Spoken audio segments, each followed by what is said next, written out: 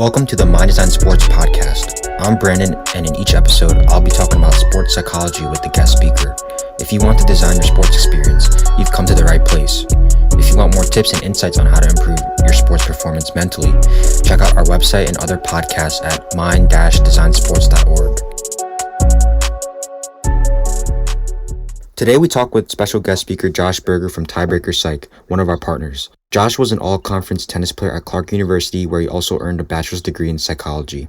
Josh is a USPTA certified tennis coach, which stands for United States Professional Tennis Association tennis coach, and used to work as the assistant men's and women's tennis coach at Sacred Heart University. Now he's an assistant tennis professional at the International Tennis Hall of Fame.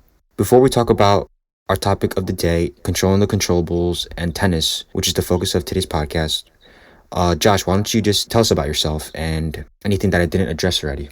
Yeah, well, it's a great to be with you, Brandon. A couple things. I appreciate the introduction. I went to Clark University for my bachelor's, where I played in the tennis team. It was all conference there. I was part of a group of players that really turned the team around from a team that hadn't won a conference match to a team that in my freshman year made it to the conference finals, and then the semifinals some of the other all 3 other years. Then after my bachelor's, I went out west to Long Beach, California, and I did a master's in sports psychology out there. And really what got me interested in sports psychology in the first place was my experiences as a junior tennis player. Now, tennis is a sport where you see people's reactions pretty visually. So you see some players have great serves, great forehands, backhands, yet mentally can't seem to keep it together. You see players get frustrated and yell or throw their rackets. You see players where it's a big moment and they double fault and they seem to not handle the pressure as well, or they lack the concentration. So it became pretty clear at a relatively young age that the mental game was important in tennis and in sports in general, which led me on this journey to pursuing sports psychology. Interesting. Controlling the Controllables is a topic you said you were experienced in, and it's super relevant in the sports psych field. So what does that mean, and why is it important? Yeah, controlling the controllables is definitely something I've thought a lot about and talked a lot about in different podcasts and in a lot of my work with athletes. I think it's really important because especially right now during the pandemic, when people are going through a lot, but there's a lot that is out of our control ultimately. How long this pandemic will last, how bad it will be, the government restrictions, financial issues that people are having, health issues. There's a lot of things out of our control, and it's a challenging time. But what I try to help athletes with is to try to shift that focus onto those things that are within their control, like their attitude, like their daily habits, like their nutrition, their hydration, their sleep. All of these things are within their control, are their choices, are also the people they surround themselves with. So all these sorts of things are choices that they can make, and are ultimately within their control. So I think especially during a time like this when people are having a tough time and so many things are out of people's control, choosing to focus on those things within their control is the best path forward. And I understand, this is often easier said than done. It's easy for somebody to say, oh, we don't want to focus on these things that we have no influence over. We ought to focus on these things that we can impact. But realistically, there will be moments where you do catch yourself, or an athlete does catch themselves frustrated about a situation. Maybe it's the pandemic, maybe it's an injury they're going through. But being able to recognize that, be aware of that's happening, that's where their focus is, and then being able to shift that focus. I think, and this is sort of getting into another topic, but I think mindfulness is a great tool for all athletes, all performers really in general, in terms of being aware of our focus and being aware of where we're putting our focus and putting our attention, so that we can you can sense if that attention is on something within our control or out of our control, and then bringing that attention back to something that actually you can impact and actually can make a difference. I see. So during a sports competition, could you define some things that make up the controllables and some things that make up the uncontrollables? Yeah, that's a good question. So, yeah, as it relates to tennis, certain things that are out of our control are the weather, the opponent, the behaviors of the opponent, right? If the opponent is going to be really loud, if they win a point and they yell, come on, or maybe the opponent makes some questionable calls. The fans are out of our control. The court conditions are out of our control. However, the good news is there are plenty of things within our control, like our attitude, our mindset, and we can talk more about that. Our physical intensity, how much you are willing to move your feet on every shot, on every point, really. What your strategy is. Do you have a game plan going into the match? Are you willing to be adaptable and change up that game plan if need be? Do you have a plan A, a plan B, a plan C going into it? Have you prepared in the right kind of way? All of these things are within our control. All of these things, to me, are really what make up the mental aspects of the game. Um, so, there are so many things whenever we compete that are out of our control. Whoever's on the other side of the net in tennis is out of our control. In basketball, the other team, how they play, how they act, out of our control. The referees, out of our control. However, how we play, how we compete, how we move our feet, our strategy, our mindset, our willingness to keep fighting even when we're down, even when things are not going well, all these things are within our control. You said an uncontrollable thing is the other side, so the other opponents. Sometimes it's hard to like just kind of block them out, even if they're like making comments, and that gets into an athlete's head. So, what would you tell that athlete that just can't block it out and block out the negative information? Yeah, it's a good question, and I think it is definitely a challenging situation. I think one thing that I would say is to try to focus on yourself. Try to act in a way that you're going to be proud of. So regardless of how the other player acts, if they're going to be really challenging, then it's going to be a challenge to act in a way that you're proud of, that you can talk to me as your sports psychology professional about after the fact, and you can say, that was a tough situation, but I thought I handled that well.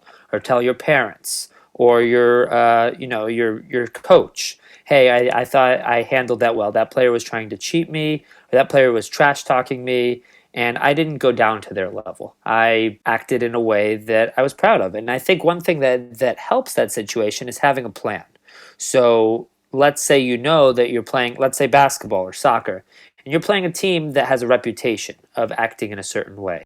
If you go into that game without any sort of plan for how you're going to react, or sorry, how you're going to respond when they act that way, then you might be in trouble.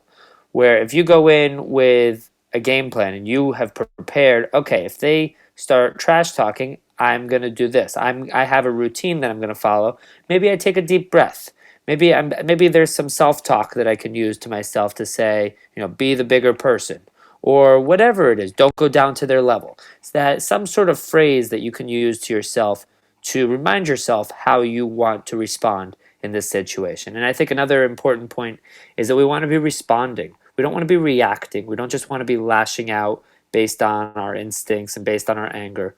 We want to be responding. And we oftentimes what can help to respond rather than react is just to take a little bit of time. So instead of just lashing out in that moment, being able to take a deep breath, being able to just take a second, gain your clarity of thought, and then say, okay, how do I want to respond here? So sort of choosing that response in the moment rather than just reacting in a way that, in the first way that you can think of, or, in that way that seems natural. Somebody does something to you and you just respond, or you just respond back, right? Instead, we want to choose that response in a more responsible way, in a better way, ultimately. Absolutely. What do you say to an athlete who doesn't control the controllables and maybe can't? And what can they do? Or maybe to try to like, how can they flip the switch, I guess? Yeah, it's a good question, and I won't say I have all the solutions here by any means. To me, it sort of depends. So if we're talking about something off court or off field, how can you let's say control the controllables at practice or in the weight room, right? As we're training. To me, it's about taking things day by day, not getting too caught up with the situation, right? So if you're training for the high school team or the college team and you have tryouts in 3 months, not getting so caught up about that tryout that's upcoming, but trying to focus on doing those little things right every day, trying to get 1% better every day. And it's the same thing on the field or on the court. And identifying, being able to identify clearly, is this within my control or is this out of our control? And just being able to ask that question in the moment makes it more likely for you to shift that focus onto something that you can actually impact. I see. So do you think that controlling the controllables is different for individual sports versus like a team sport? So maybe give an example between a tennis player versus a basketball player, like you've been saying. Yeah, I mean, I think there are different elements, different factors. We talked about sort of uh, I think in a team sport, you might have the issue of teammates sort of butting heads at times, or not getting along, or sort of having differences of philosophy at times, perhaps. Where in an individual sport, it's all about that one athlete doing everything that they can. So I would say that ultimately there are some unique challenges between individual sports and team sports as it relates to controlling the controllables, but ultimately what the process that we want to go about is first identifying whether something is ultimately in our control or not, and then if we find ourselves focusing on those things that are external and that we can't even influence, trying to shift that focus onto those few key things. When I was at Sacred Heart University, over the last 2 years, we would go back time and time again onto these three things that are within our control. We would talk about our strategy, we would talk about our attitude, and we would talk about our physical intensity. So, you're upset about the line call that was just made. Okay, are we gonna be upset about this the rest of the match, or can we shift that focus onto having a better attitude, right? Are we going to be upset about the wind, right? It's a really windy day. It's making it tough to play well. Are we going to be upset about that, or are we going to really commit to moving our feet every single point and making those adjustments that need to be made? So to me, it's not necessarily a matter of team sport versus individual. It's just a matter of any sort of athlete identifying where their focus is, and then being able to shift that focus as needed. Yeah, that's great advice. So when faced against a more experienced or better opponent slash team, what would your how do you tell an athlete to mentally prepare for these better opponents and maybe in terms of controlling what he or she can? Yeah, it's a good question. The first thing I would add is that I think oftentimes player or individual athletes and teams have a tendency of building up their opponents too much and almost putting like a halo on them, putting them on a pedestal, you could even say, and almost thinking that they can do no wrong or they're not human. But what really needs to be recognized is, quote unquote, better teams lose all the time. There are upsets all the time. There are days where that better team, that really good team, is going to have a bad day.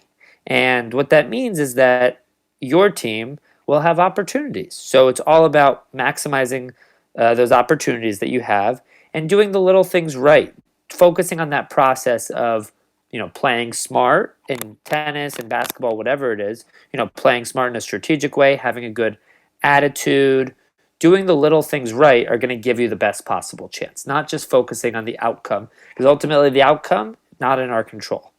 The outcome, I mean, the other team could just play unbelievable and we wouldn't have a chance.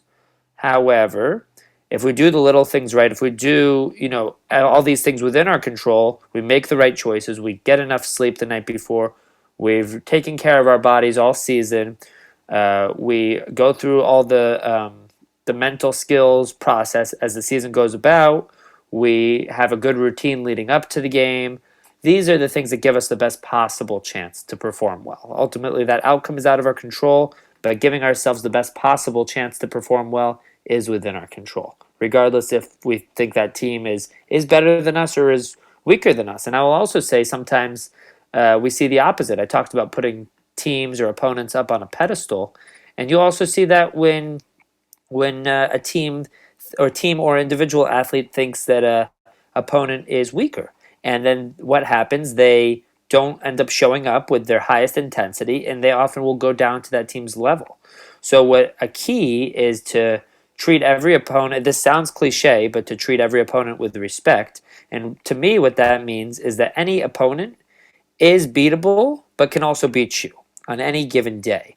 And so they all need to be treated with respect, and you need to focus on doing the little things right, focusing on that process of excellence and not worrying so much, not getting nervous about the result, but letting the result take care of itself, but focusing on that process is the key to performing at a high level.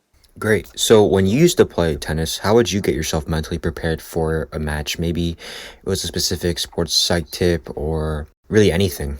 Yeah, so when I played in my junior career, played in college, and I still play. I'm not currently playing tournaments, but looking to in the near future actually. But I would say that when I played, some things that were helpful for me before a match were to set aside a certain amount of time, maybe an hour beforehand, before the team warm up would take place in a college match, let's say, and maybe put on a playlist that I would like. That could be helpful. I would incorporate some mindfulness and some meditation at times. I found to be helpful. Visualization as well, something I utilized a bit. Looking back, I definitely wish I utilized more. So those are some of the things I utilized before competition and also during competition. I mean, trying to utilize routines. This isn't something I did during my playing career, but something that now as a sports psychology professional I work with athletes on is how to really, with tennis players, how to maximize that time that they spend in between points.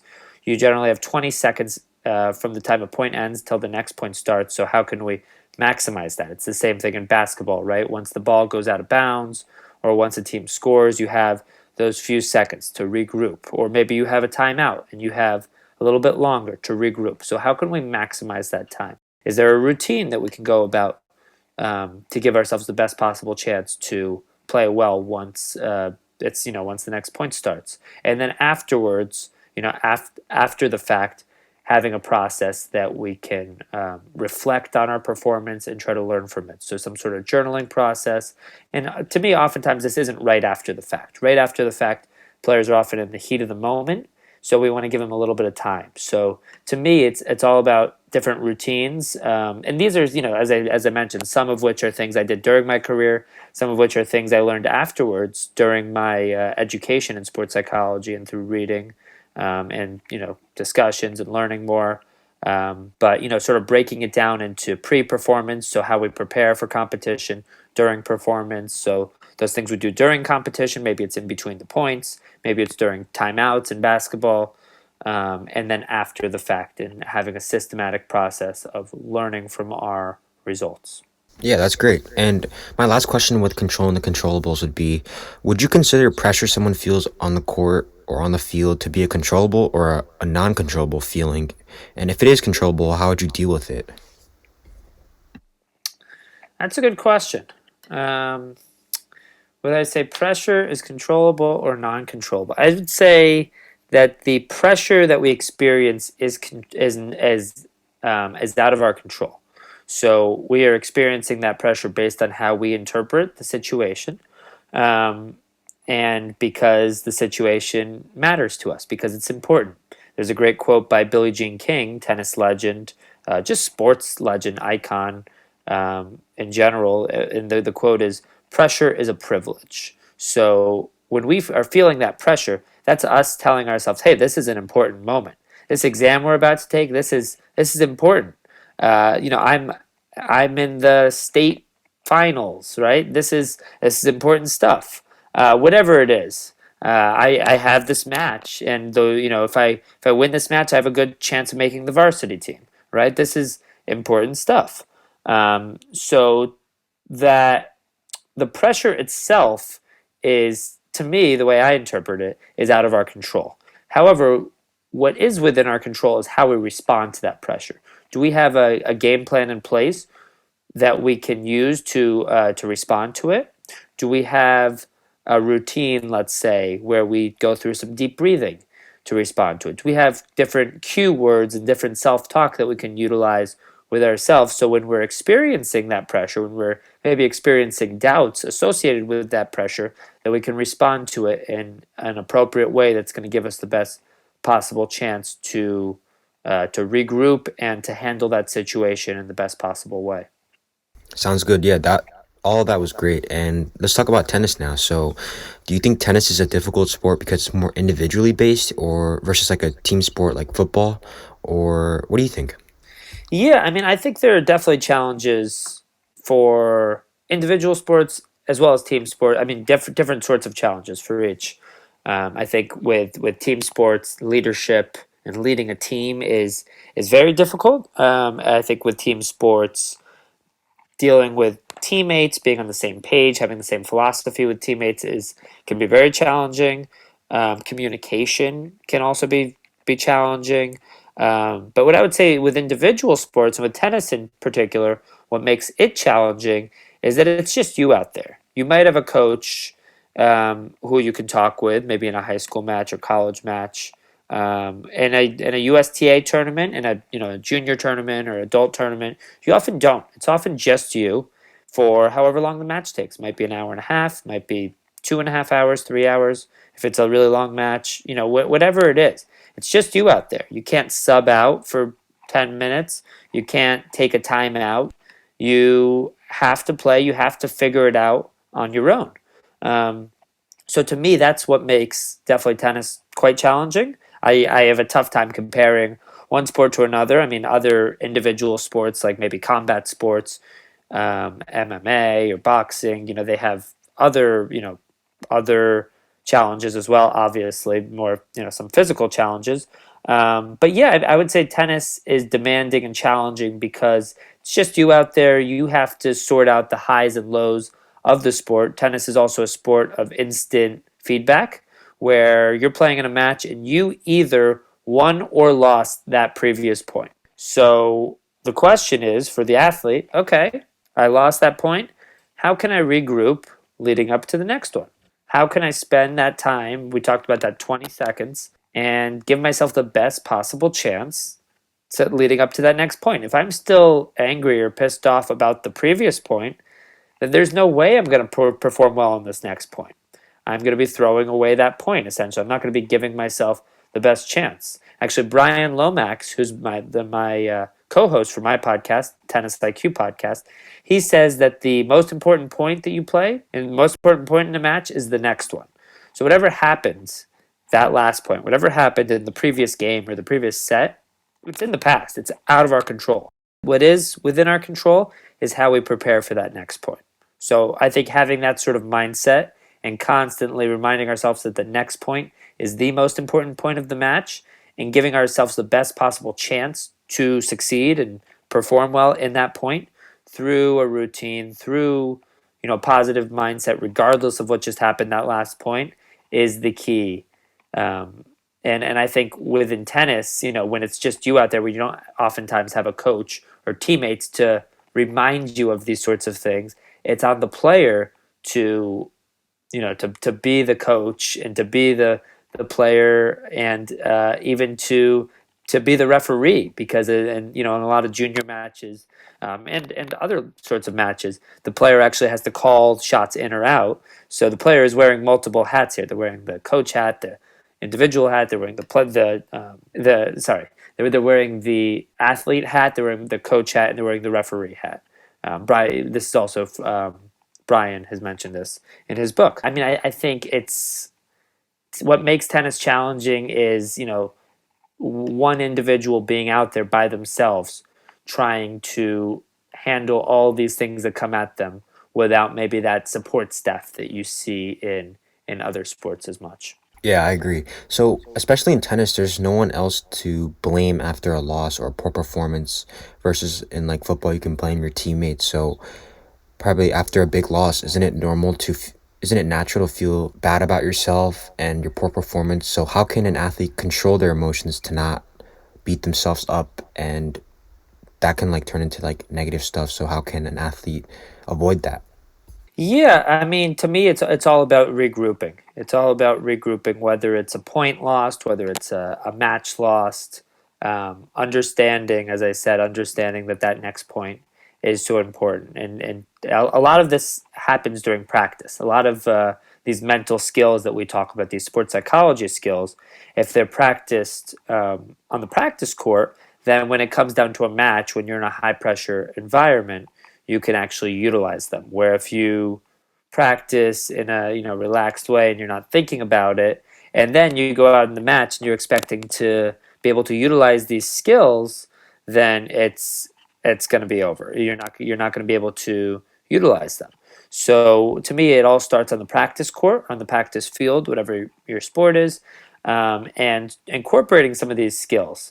And that makes it easier so that when you lose that point, or in soccer, the team scores on you, okay, how fast can we regroup? How fast can we go from having our focus be on the past to regrouping and shifting that focus onto the present moment and what we have to do now? I think an important acronym, a lot of coaches have used this, is WIN, what's important now. And I think that acronym is a great reminder for athletes that where their focus needs to be is on this moment, on this play, on this point, because whatever's in the past, they have no control over. Whatever's in the future, right? The what if I win this match? What if I lose this match? Is my ranking going to go up?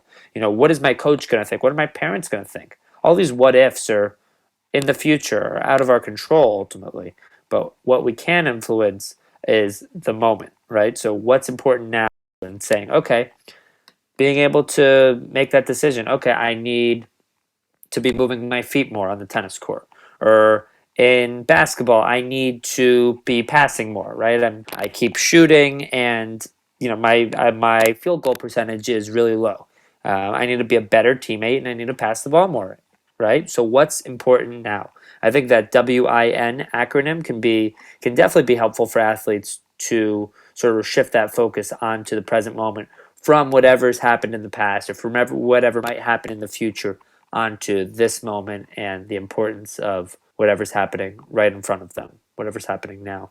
So the one what's important now acronym kind of connects to my next question, which is I was actually scrolling through your Instagram and one of your posts had a picture of a poster that says keep the process greater than the outcome. What does that mean?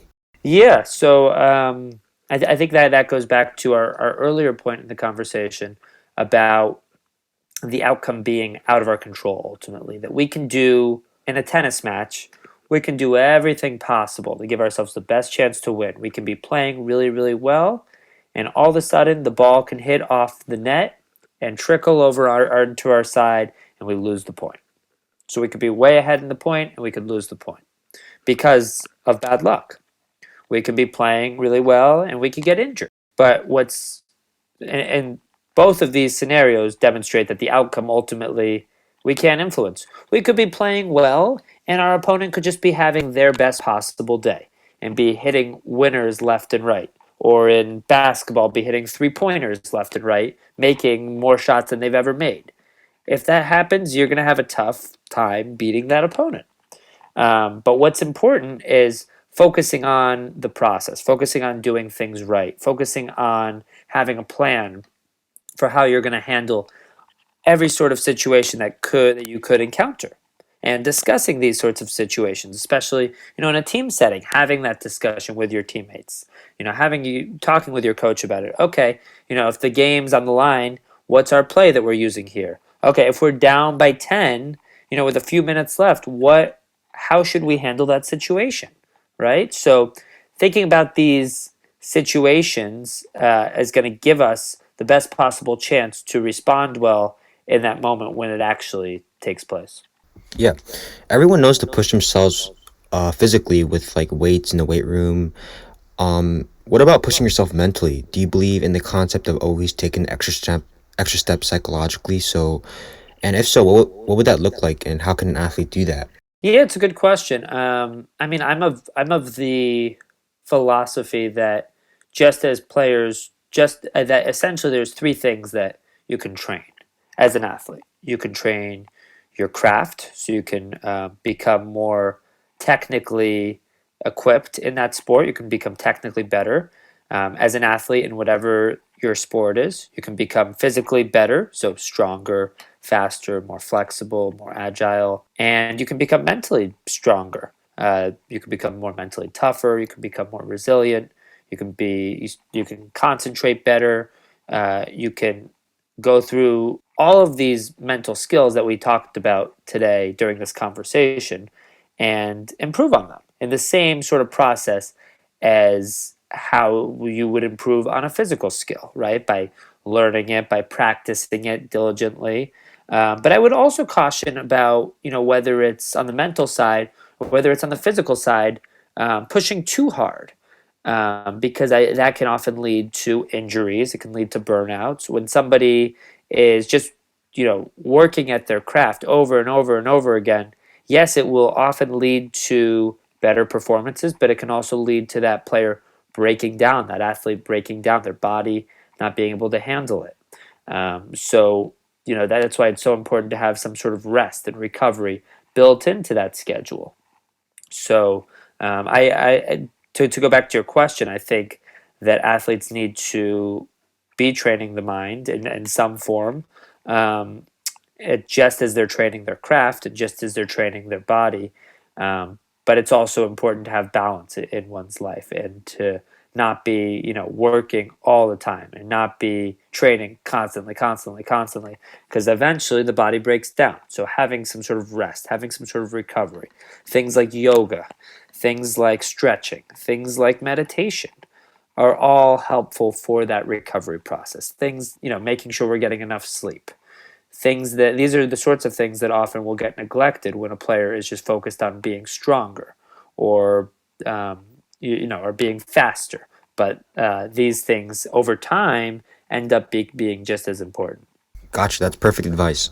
Um, my next question would be, how has your competitive tennis athlete background affected you, and what would you tell yourself in the past with all the sports psychology knowledge now that you have?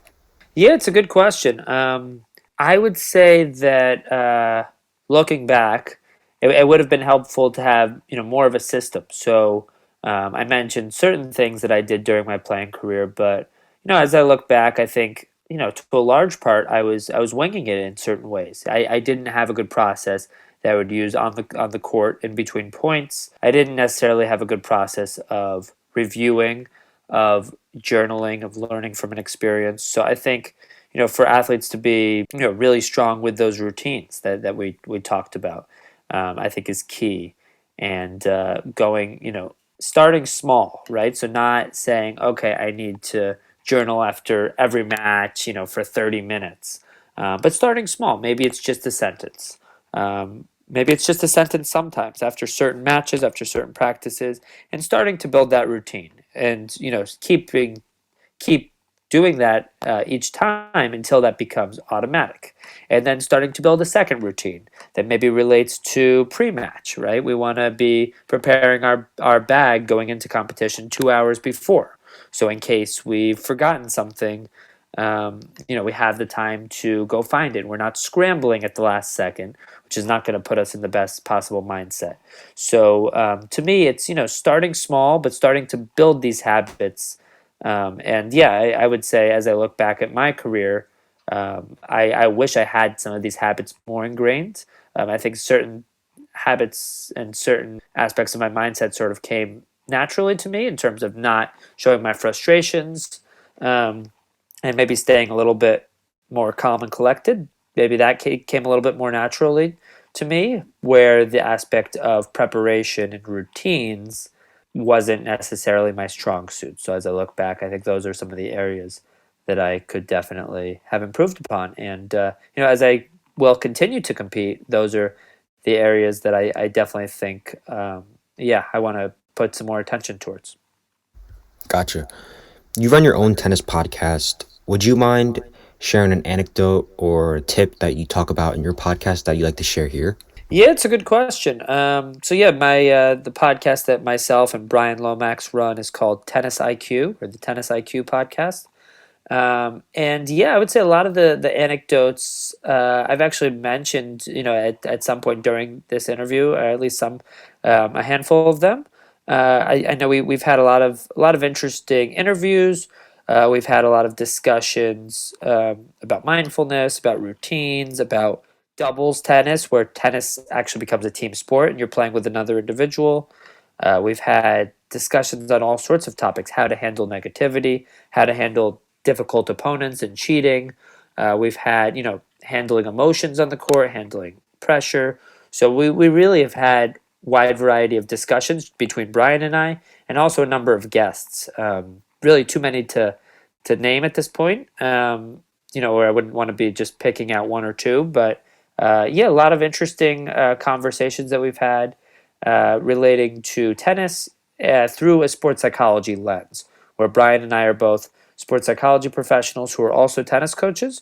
So we look at tennis through this sports psychology perspective, which makes it a little bit different from some other sports psychology podcasts and also makes it pretty different from other tennis podcasts. Good for you. And another question that I have is, do you have any sports psychology misconceptions or myths that you want to talk about? Ooh, I like this. I need to think about that. I think one misconception is, and this is often from coaches, but it relates to the mental game that players just need to be tougher, right? If a player is struggling, they need to just be tougher. It's almost the old school approach of, a player is struggling. That means they just haven't worked hard enough. That means they just need to put in more hours in the training room or on the court, on the field. But I think it's often, from my experience, it's often something related to the mental game. Maybe they're not clear enough about their motivation and their reason for playing, and maybe they have self doubts, right? Maybe they have parents who, are making the situation tougher for them by putting more pressure on their child, and they don't realize it. Maybe they are putting pressure on themselves. So I would say that this misconception of just, coaches saying, oh, we got to be tougher. Oh, kids these days, are not, as tough as they used to, or things like that. Where to me, it all starts with, hey, let's build a foundation with kids from a young age on having these mental skills, learning about some of these things we talked about, like the breath, learning about routines, learning how to set goals for themselves. These are things that are going to help them on the court, on the field, or in so many different areas of their life. Um, Self-talk, how we talk to ourselves, being aware of that, and being able to use some best practices in terms of talking to ourselves in a better way, in a more healthy way. All these things that impact our sport performance are also things that athletes and people can use outside of their sport in their daily lives. Great. My last question would be, if you were to give one piece of advice for this whole podcast and to the audience, what would it be? Ooh, I like that one. Um, to me, it's to have perspective on one single event is not going to define us. So, in a sporting event, let's say that's a game, um, let's say it's a basketball game, and the opposing team is on fire as the game starts, and they hit two threes in a row, and they score a couple other times, and it's 10-0, right? But you look at the clock, and there's still 7 minutes to go in the first quarter, um, and being able to separate that one event from, hey, the rest of the game. Hey, we're still in this, guys. There's so much time left, and it's the same with a sport like tennis, right? You lose a match, and in that moment, you feel the absolute worst. You feel like, oh my god, I can't play tennis. I can't believe it. I played so poorly today. I can't believe I lost to that opponent. But realizing, hey, I'm going to have so many matches in my career. I'm going to have so many wins and so many losses. And we need to be able to respond well to those losses, but also have the perspective that, things, every life goes on, and that those losses are just part of that learning process. So, having that bigger perspective that there will be more wins, there will be more losses, and trying to utilize those losses as a learning tool in terms of improving, in terms of correcting and adjusting for whatever mistakes were made in that performance, so that going forward you can improve on those aspects of your game to give yourself the best possible chance to perform well the next time around. And as I mentioned earlier, that outcome is out of our control, right? We can never guarantee a win, no matter how well we play. But what is within our control is giving ourselves the best possible chance through that process, through all these things we've talked about, those routines, the way we talk to ourselves, that self-talk, by being in the moment, by all these things, we give ourselves the best possible chance, by how we train on a daily basis, by how serious we're taking practice, and all these different pieces. We give ourselves the best possible chance to perform well, and ultimately, that's all we can ask for. Yeah, I like that advice. And yeah, those are all my questions. Would you like to address anything else or give another tip or advice? No, no, that's it. I mean, I would just say, for the audience, feel free to reach out to me. I'm always happy to, set up a time to chat. I'm always happy to answer any sorts of questions. Brandon, I can put my, contact information or website and social media handles if anyone wants to reach out. And yeah, it was great to chat with you today, Brandon. I really appreciate the opportunity to come onto the podcast, and yeah, looking forward to continuing the discussion with you, as well as with anyone in the audience that would like to reach out. Yeah, I'll definitely link your website and Instagram and stuff in my description of the podcast. And thanks again for coming on. I think we addressed an important topic and overlooked one, actually. And I hope the audience can take your advice and put it into play. Awesome, awesome. Yeah, thanks, Brandon. Really appreciate it, and yeah, great chatting with you today. I'll talk to you later, Josh. Thanks for listening to the My Design Sports podcast. Before you leave, please show some love for the podcast by subscribing, liking, and commenting. Stay tuned for next month's podcast with a new guest speaker.